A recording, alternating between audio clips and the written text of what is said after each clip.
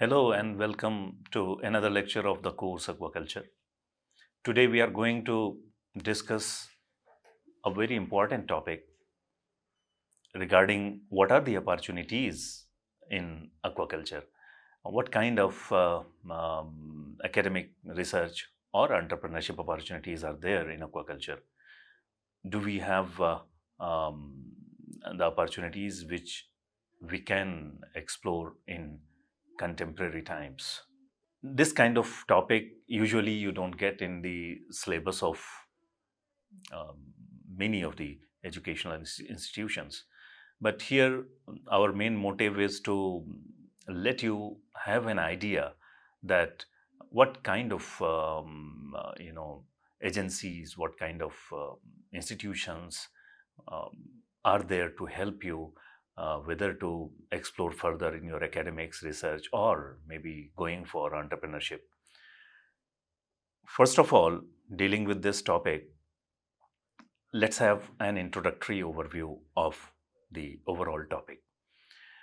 To go for the introductory overview, here in few slides, I've tried to show you the background that how fisheries in India is flourishing. And this, we all know, is a very important economic activity, um, and having very good potential for growth. In fact, in India, earlier I have been showing you the data of FAO Sophia 2024, as well as I showed you data of FAO Sophia 2022. But here, since country-wise data or data of our country, India, was to be shown, I got a reference from um, Fisheries of Handbook of Statistics. And here, what you can see that the production in India showed a growth increase of from 7.5 lakh tons during 1950-51. 50-51, we were having only 7.5 lakh tons of fish production. Now we are having 174.545 lakh tons. That is something amazing. You don't have to compare it temporally or time wise, but just see the magnitude, the resources we were having then and we are having now.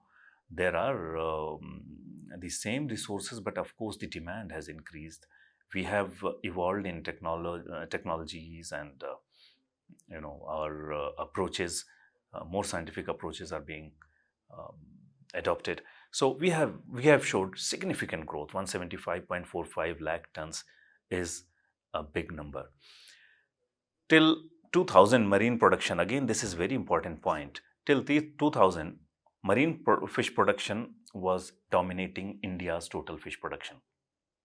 But inland fisheries in India has seen a turnaround and contributes, see here, approximately 75% of the total fish production in 2023. So the culture part, the aquaculture part, especially in inland region in India, has shown tremendous growth, and you will find many stories in many parts of our country where aquaculture is being carried out. Whether it's not only that only few states you will get to see the success stories like Andhra Pradesh or West Bengal or Orissa or other places, but you will find these success stories even in northern states like Uttar Pradesh, Haryana, Punjab. You will get to see these success stories of inland fish production here also. So, uh, if you look at the data of 21-22 and 22-23, even within this duration, we have showed fish production in India has showed quite good growth rate from 162 lakh tons to 175 lakh tons. In fact, the important point is that this sector is maintaining the growth rate, is showing the growth rate, maybe sometimes less and sometimes more, but the growth is occurring, growth is taking place. It's not showing signs of stagnation. That is something significant. Here in this table, although um, I have tried to let you understand that how our country fared over the years in terms of total fish production in lakh tons and average growth in percent in marine as well as inland areas, and then total quantity wise in lakh tons we have data, and then we are also having percentage wise. If you see that for the last many years, the India is producing fish in very high quantity, showing very high growth rates. Say, for example, if we start here 2005-6, from 2005-6, you will get to see that we have never witnessed a negative growth, and usually the growth rate has been quite significant. And in few years, it has been in 2 digits also. For example, in 17-18, we got 11.13%, and in 21-22, we got 10.34%. In fact, the popularization of aquaculture and increasing fish production has been the one of the most important priority areas of the government for long, and that has raised interest and among stakeholders, and due to the advancements in the research and training um, provided to the stakeholders, we ultimately were getting very good aquaculture production from especially the inland states. In inland states, the entrepreneurs are not only doing traditional aquaculture, but they are also going for some of the technological advancements, for example, recirculatory aquaculture system, as well as um, aquaponics, and maybe some places people are also doing biofloc. So, because of this growth, I must share one story with you that Ministry of Fisheries was created in 2019 because of the growth shown by the aquaculture in a very, increasing trend of growth, or you can say the consistent growth. I mean, consistent, I don't mean that at one value only, but the growth was occurring. There was no stagnation. So, because of that, the government recognized the importance of fisheries and aquaculture, and ultimately in 2019, a separate Ministry of Fisheries, Animal Husbandry and Dairying was created. Even before that, in earlier under Ministry of Agriculture, there are many educational institutions, and all the research, academic, and extension activities are being undertaken, being taken care of. I see under ICAR, there are in the fisheries department. There are organizational structure includes Deputy Director General (DDG) Fisheries, and then we have ADGs: ADG Inland Fisheries, ADG Marine Fisheries. Earlier, people were getting only up to DDG Fisheries from fisheries. They were going only up to the DDG Fisheries, what was possible, but never as Director General of ICAR, which has to see the overall performance of the Indian Council of Agricultural Research. That includes all the divisions of the agriculture and animal husbandry and all. So fisheries was not that significant earlier, but due to the consistent growth, as you can see here in the table, that there is significant growth in the fisheries sector and aquaculture sector. Earlier also, at many places, there was very significant growth. So, recognizing this, the DDG Fisheries at that time, Dr. S. Ayappan, who was our teacher also, he was, selected as Director General of ICAR. And earlier, there have been many fisheries and aquaculture stalwarts who have promoted the fisheries and aquaculture sector, and not only from institutes but from traditional universities like our own university, Aligarh Muslim University, Banaras Hindu University, and many other universities, important universities. Uh, but recently, uh, Dr. S. Ayappan's contribution and the current DDG Fisheries, Dr. Jaina, uh, they took this fisheries and aquaculture in India to a next level in the modern times, in today's times. So, because of that, because of the contributions from um, fisheries sector and aquaculture sector in a very significant manner compared to other related sectors, the government in 2019 created a separate Ministry of Fisheries, Animal Husbandry, and Dairying. Earlier, the name of the ministry was like, if I remember it correctly, it was Ministry of Animal Husbandry and Dairying and Fisheries, or Ministry of Animal Husbandry, Fisheries, and Animal Husbandry, Dairying and Fisheries, I think. But later on, um, this name was given Ministry of Fisheries, Animal Husbandry and Dairying, probably because of the recognizing the contribution of the fisheries in a very big way.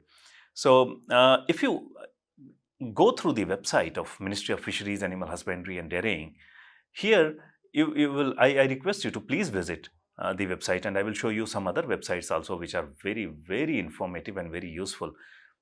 Here you will get to see, I have given you this scroll bar of schemes. Here you will get to know about many important schemes like PMMSY, FIDF, and there are many others: Blue Revolution, Kisan Credit Card, Business Model for Fisheries, Cage Cultures, and few others. So these are very important schemes, and you have got publications and divisions. Here you can explore more about what is the intention of the government in creating this ministry, and what kind of support it is providing for the welfare of fisheries and aquaculture sector. And I have visited this website, and I can assure you that you will get very good information and useful information on the website of Department of Fisheries under Ministry of Fisheries, Animal Husbandry and Dairying. Then I have shown you here the web page regarding Pradhan Mantri Matsya Sampada Yojana, the scheme that I had talked about earlier, and FIDF, the Fisheries and Aquaculture Infrastructure Development Fund. In fact, there is one more important thing about in 2019. We all know that the country was going through very difficult times, not only because of the COVID, but financially also we were not that sound because of COVID and other things. Even in those times, the government, recognizing the importance of fisheries and aquaculture, allocated more than 20,000 crores to PMMSY, Pradhan Mantri Matsya Sampada Yojana. I will explain about this. This is very important scheme, and they are also having this Fisheries and Aquaculture Infrastructure Development Fund. This provides funds to provide support to infrastructure development, to improvise or build new or improvise the existing one, fish landing centers, your boats or mechanized boats, or your what we call fish hatcheries, or setting up modern fish hatcheries or modernizing these existing fish hatcheries. And likewise, you can have there are many schemes where you can get direct benefit from this scheme, and this is not only for one or two government stakeholders, but all these stakeholders can get the access to this fund and help in the economic growth of the country through fisheries and aquaculture programs. Under PMMSY also, there are many other things here. You will get, there are different success stories given. The Department of Fisheries under Ministry of Fisheries, Animal Husbandry and Dairying. In fact, under Ministry of Fisheries, Animal Husbandry and Dairying, there are two departments: Ministry of Fisheries, Department of Fisheries and Department of Animal Husbandry and Dairying. So, two components of the ministry. One is Fisheries, one is Animal Husbandry and Dairying. Here we are dealing with Department of Fisheries. This is under the Ministry of Fisheries, Animal Husbandry and Dairying. This department, as I told you earlier, was created on 5th of February 2019. What kind of matters it looks into? Formulation of policy and schemes related to development of inland, marine and coastal fisheries. Then fishery institutes, namely Fishery Survey of India, they work under this. Central Institute of Fisheries, Nautical and Engineering Training. Central Institute of Coastal Engineering for Fishery. National Institute of Fisheries Post-Harvest Technology and Training. National Fisheries Development Board in Hyderabad.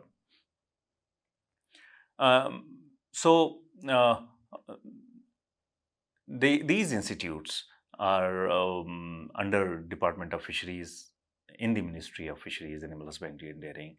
They have their own objectives, their own mandate to work on providing and helping all these stakeholders in overall improvement in the fish production and aquaculture sector. Then what are different aspects that they look into? Or you can say the kind of mandate or objectives you can say here. Development of fish feed, in which areas they support. Development of fish feed and fish products industry. Development of fish feed industry, fish products industry with regard to formulation of the demand and fixation of targets. Promotion and development of fishing and fisheries, inland, marine or even beyond territorial waters, and its associated activities. They will promote and help in the development of, including infrastructure development, marketing, exports, and institutional arrangements. Then they also look for welfare of fishermen and fisherfolk and strengthening their livelihoods. So that is their mandate where they are working in. The other, some of their other jobs relate to fisheries statistics. They have to collect the data and provide authentic data accessible to every stakeholder, whoever wishes to access. Matters relating to fish stock, loss of fish stock due to natural calamities. Here, fish stock, when we are talking, then there are loss of fish stocks in many parts of our natural water bodies. In fact, how we define stocks, suppose in a river, if we take an example of, say, Ganga river. So Ganga originates from Gangotri and then it travels to many states and ultimately it goes down to Bay of Bengal. Now, suppose we are collecting the same fish species from different regions. Upper stretch, maybe somewhere just after Haridwar, Narora or some other place nearby. And if we collect other samples from maybe middle stretch, Allahabad, Varanasi, what Allahabad, what is now Prayagraj, Varanasi, and then maybe in the lower stretch, like we collect it from Bhagalpur or any other place in the lower region. What happens? The same, say, if we are collecting samples of Rohu, Leberohita population, same fish species collected from different sampling locations show different kind of biological characteristics. Start showing different kind of biological characteristics because they they have their own boundaries where in which they live. And if there is no genetic mixing between the fish groups of two locations, then they separate as they develop as a separate stock. So that is showing in fact genetic variability, and that is very good for the population. So we should take care of the such stocks, and of course the stocks many times referred only to larger population, that what for a fish species what numbers we are having. So if there are natural calamities, or if there are some other problems, if what is the status of the stock, all these things are with this department. Regulation of fish stock importation. If you are importing, then what about quarantine and um, the kind of pathogens it can carry along from some foreign country. And then certification. Fishery Survey of India, they're very similar to Zoological Survey of India that we are knowing. They have the job of mapping the resources and fishery resources, and update the data. Legislations with regard to prevention of extension from one state to another, infectious contagious diseases, then legislations again for other purposes. Now, it's not that the mandate I showed you, the work they are responsible for, I showed you. It's not that you cannot get some benefit out of that. You can get. That is why I said this is very interesting, because this ministry, the functioning of this ministry, if you understand, this is something very nice. Approved activities under PMMSY, Pradhan Mantri Matsya Sampada Yojana, is so far has been quite successful. And here, what they have done so far, I request to all of you, please visit the websites, Ministry of Fisheries, Animal Husbandry and Dairying, and then also visit the website of PMMSY. Under schemes you will get, and FIDF, and other schemes also. Try to explore what are different opportunities one can, every stockholder can get engaged into, can take help, can take benefit from the scheme, and how you or the other person who is having some expertise in fisheries and aquaculture and interest in fisheries and aquaculture, how that person can contribute to the fisheries and aquaculture activities and ultimately contributing to the country's economy. So this is an area where you can contribute maximal these days. People are coming from other branches. I have got some people from engineering background, management background. When they some of them lost their jobs, some of them willingly left their job, and they started fisheries and aquaculture programs, and they are getting very good revenue. So here I just wanted to show you all this data is given on the website. I have taken all this data, what you are seeing here, related to Department of Fisheries or Ministry of Fisheries, Animal Husbandry, Dairying, all of them I have taken from the website only. So you can visit and have a look at this data as well as other related matters which I have not taken. These are only approved activities under PMMSY. So far, what they have approved, you can see that more than 6 lakhs, approximately 6 lakhs, not more than, approximately 6 lakhs fishers' families to get livelihood and nutritional support during fishing ban or lean period. I must tell you, this is not only that government is planning to do this. To implement this, all these activities, there are different stakeholders who can get engaged, fisheries cooperatives, fisheries societies, NGOs, then research institutions, researchers, and maybe entrepreneurs. So everybody has some kind of space or some kind of scope to get the space in the current scheme. 11 1 lakh 11,000, more than 1 lakh 11,000 rafts and other things for seaweed cultivation. Very important thing, 20 more than 26,000 fish transportation facilities. We all know that fish transportation is very critical.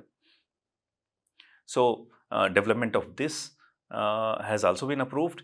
Then to promote aquaculture, inland aquaculture, because in inland aquaculture, India has fared very well in the recent times. So 21,958 hectares of area has been uh, approved for aquaculture. Then about 50,000, more than 50,000 number of cages. These are, modernization of aquaculture practice where we adopt cages, pens. They are being used. They are to be used. In fact, these activities have been approved. Uh, 2,255 bio-toilets in mechanized fishing vessels. Again, a very good step. Replacement boats, more than 6,000. 16,008 RAS systems and biofloc. These are excellent systems, especially in order to utilize same water and again, and minimizing the loss of water. That is something amazing, and you get good stocking density to rear. You control everything, oxygen you provide artificial diet, diet from outside, and you get very good production. Then again, very important is step 586, ice plant or cold storage. We all know that fish or fish products, they need to be stored well and transported well in order to reach market in fresh condition. So 720 fish farmers producers organizations, 720 fish farmers organizations have also been there to improve their condition. Fish retail markets, more than 6,000, in fact, close to 7,000. Fish retail markets, fish kiosks, etc. And then 2,356 ornamental fish rearing units and integrated ornamental units. In fact, I should tell you that this ornamental fish culture, ornamental rearing, and these aquarium fishes, and the business of setting up aquariums and maintaining aquariums, this has been given quite importance in the government schemes, and you can start and income in this hot sector, because although we are having huge resources for ornamental fishes also, but Singapore is leading many times. So usually that country that is too small, but they are doing it very well. 1172 upgradation of existing fishing vessels. Then more than 1,000 fish feed mill plants, again very important step.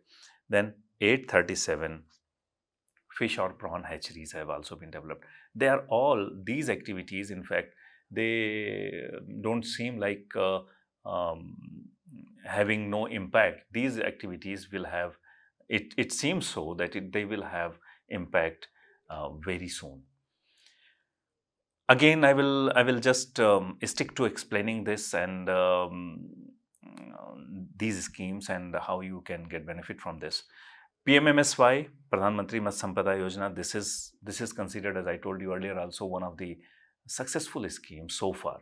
This scheme aims to bring about blue revolution through sustainable and responsible development of fisheries sector in India.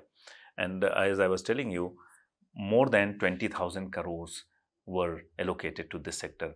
And in fact, if you go for total allocation, that what has been total allocation in earlier 47 to 2014, they have shown what was the average, and then 2015 to 2019 and 2020 to 25, the allocation, total allocation is here, is more than 30,000 crores total allocation to fisheries sector.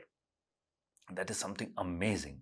We should, when government is focusing, when entire world is looking aquaculture as an excellent food production system in order to provide good quality protein diet to hungry and malnourished people, then why do not take advantage of this?